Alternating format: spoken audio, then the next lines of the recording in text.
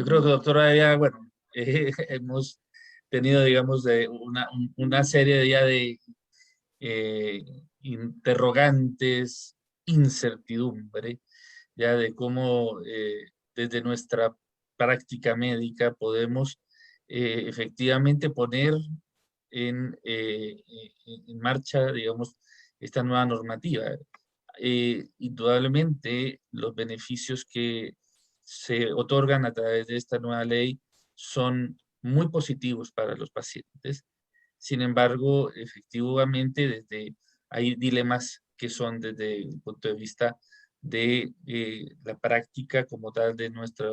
lo que hacemos nosotros, desde el punto de vista ético, de cómo poder abordar la entrega de información, de también cómo esta brecha digital ya que hoy tenemos en ciertas, con áreas sobre todo que son muy distantes a los servicios centrales o centralizados de salud, obviamente genera una muy diversa ya gama de problemas que nos genera mucha incertidumbre realmente. Entonces, no sé usted, doctora, que ha estado, digamos, también muy a la vanguardia, digamos, de lo que ha sido el desarrollo de esta ley, ¿qué cosas nos puede comentar también al respecto? Bueno, lo que se refiere a la doctora Rojas en realidad es lo que se instruyó por una circular de la Superintendencia de Salud, que se hizo en conjunto con la Superintendencia de Pensión. La forma de informar a los pacientes estaba pensado en los pacientes que uno ha visto en la práctica diaria recientemente. No estamos pensando en buscar pacientes un año para atrás, porque es mucho. Estamos pensando solamente en los pacientes que todo médico conoce. O sea, a ver, se pensó en la opción de que uno, en estos pacientes, son pacientes que son de larga data, que llevan controles por tiempo prolongado, que están en evaluación por su tratante, por su médico, en forma continua y hace bastante tiempo. Y que en general todos los médicos en nuestra práctica profesional conocemos de alguno que esta persona que tenemos en control está en una situación más precaria, etc. La idea, si bien la circular quedó como muy imperativa, y entiendo que salió como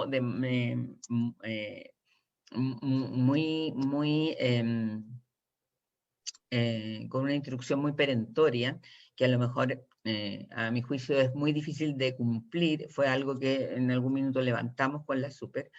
La idea de la circular era citar a las personas a una consulta, no darle la información telefónica. Esa es la primera premisa. Ahora, entendemos que en el ámbito privado a lo mejor es más factible de realizar, pero en el ámbito público, como están los servicios de salud atorados en este minuto, es súper difícil citar a estos pacientes de nuevo, generar una nueva hora para dar estas noticias, que entre comillas son una noticia como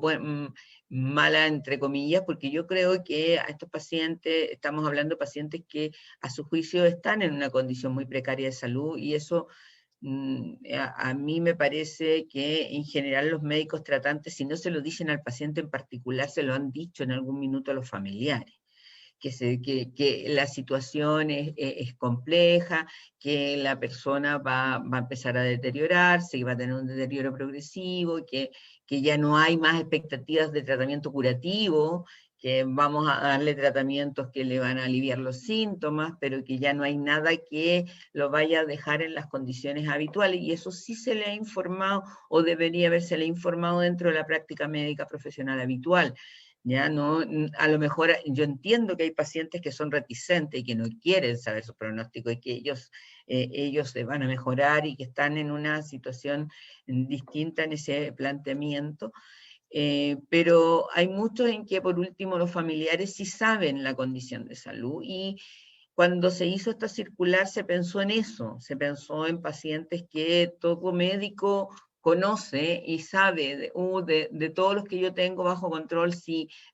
tengo estos 3, 4, 5 que podrían estar en esta condición. Ya no estaba pensado que se hiciera una búsqueda por sistemas, ni por bases, ni por nada, porque en realidad no hay ninguna base de datos, ni ningún, ningún archivo que te diga y que te diferencie y te diga, todos estos son pacientes posiblemente terminales. No está en ninguna parte, la única forma es hacer una revisión de la ficha y a juicio experto, ver si esta persona podría estar en una condición que podría ser calificada como enfermo terminal. Y eso sería revisión de ficha y revisión de ficha para un médico tratante específico. Entonces, la idea era orientarse más bien a los pacientes que uno ha visto en el inmediato, en último 2 meses. Estos pacientes están en controles habituales, no, tampoco los puedes dejar de ver por un tiempo muy largo, tú los estás viendo en forma más o menos periódica,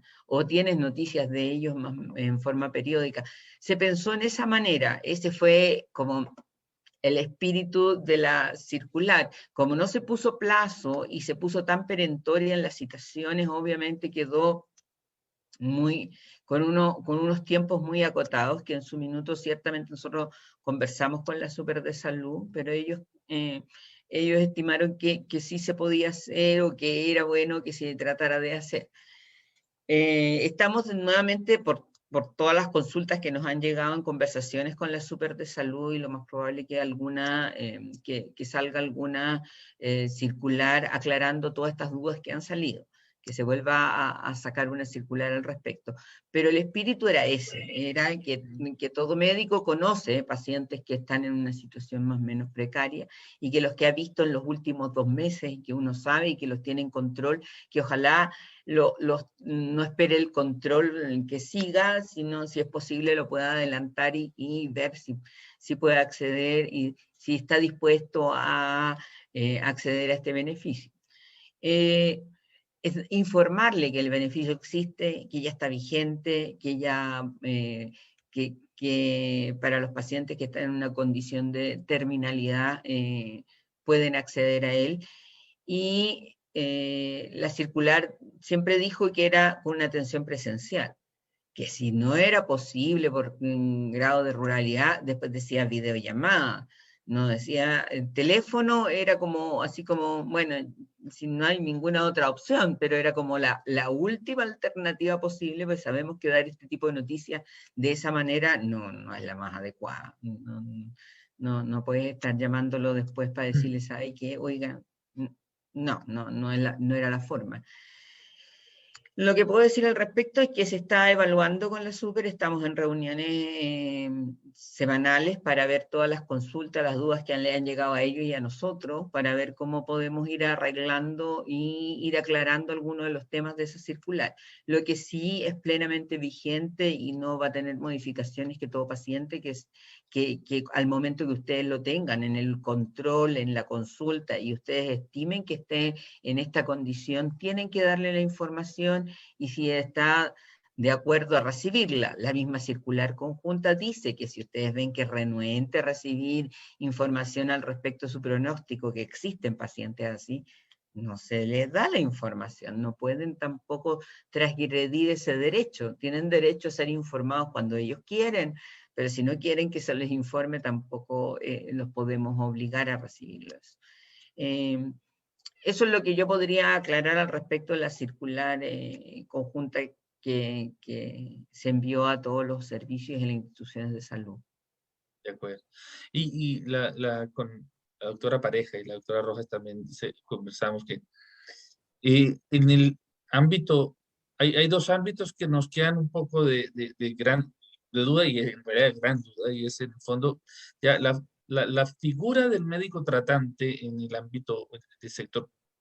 digamos, de salud público,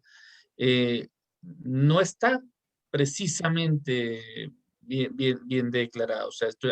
hay un equipo, hay un servicio, pero propiamente como tal, un médico tratante no hay efectivamente en ese contexto. Y en atención primaria también pasa un poco algo por el estilo. Finalmente, estos pacientes dentro de estos servicios, ¿cómo pueden acceder o llegar a tener este tipo de instancias si no hay una figura que desde el punto de vista de la organización como tal del sistema ya lo determine como el médico tratante o médico cabecera. A ver, en los consultorios en general existe la figura del médico de cabecera o el médico asignado por región, podría ser en el programa que no me acuerdo en este minuto cuál es el nombre porque cambió, pero en el programa Postrados, por ejemplo, que tienen los consultorios, los médicos tienen zonas geográficas asignadas y efectivamente hay un médico para esa zona donde vive el paciente. Ahora, en la atención pública, obviamente, es el grupo de médicos que están, no tiene un médico específico, pero cualquiera de ellos que haya atendido a esta persona en los últimos 3 meses, que conozca o acceda a la ficha para poder conocer su evolución, perfectamente puede hacer el certificado. Ahora, en la atención pública, en los hospitales, por ejemplo, un paciente que esté y que se haga el diagnóstico en una última hospitalización o en alguna cosa, claro, el médico que lo tiene, siempre hay un médico a cargo en una hospitalización, que bueno, es el tratante porque bueno, es el encargado de la sala o es el encargado de la cama, pero hay alguien que se hace cargo y que podría perfectamente hacerlo. Ahora, también podría hacerlo el jefe de la unidad como médico tratante, también podría hacerlo el jefe del servicio establecido, como se hizo con las unidades de cuidados paliativos en el transitorio, que el que al final emitía el certificado o lo firmaba o lo acreditaba era el jefe de la unidad de cuidados paliativos. En los hospitales públicos, obviamente el paciente en cuidados paliativos es atendido por el staff en la unidad de cuidados paliativos como tal. Cualquiera de esos médicos puede emitir el certificado. Ya, de acuerdo. Y si, por ejemplo, la condición de la... Estoy también transmitiendo preguntas que llegan, ¿verdad? O sea, si excede ya los 12 meses que en el fondo se plantea como el tiempo en que el beneficio se le puede, digamos, disponer para estos, para sus ahorros,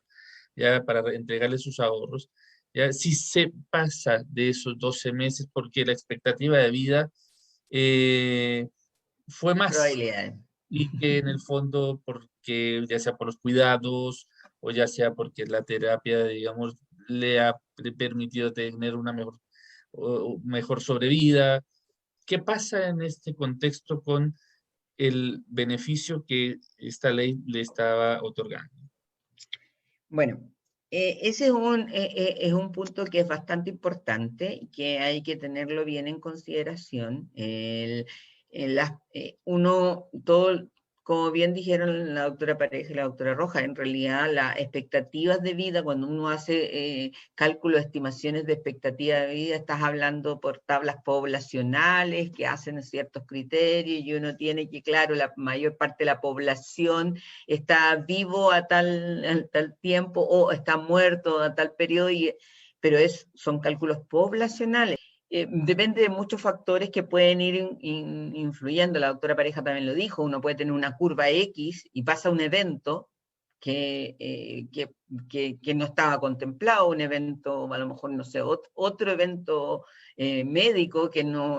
lo mejor ni siquiera tiene relación con la patología principal y que obviamente le da un deterioro y cambia groseramente la curva y cambia la expectativa del futuro.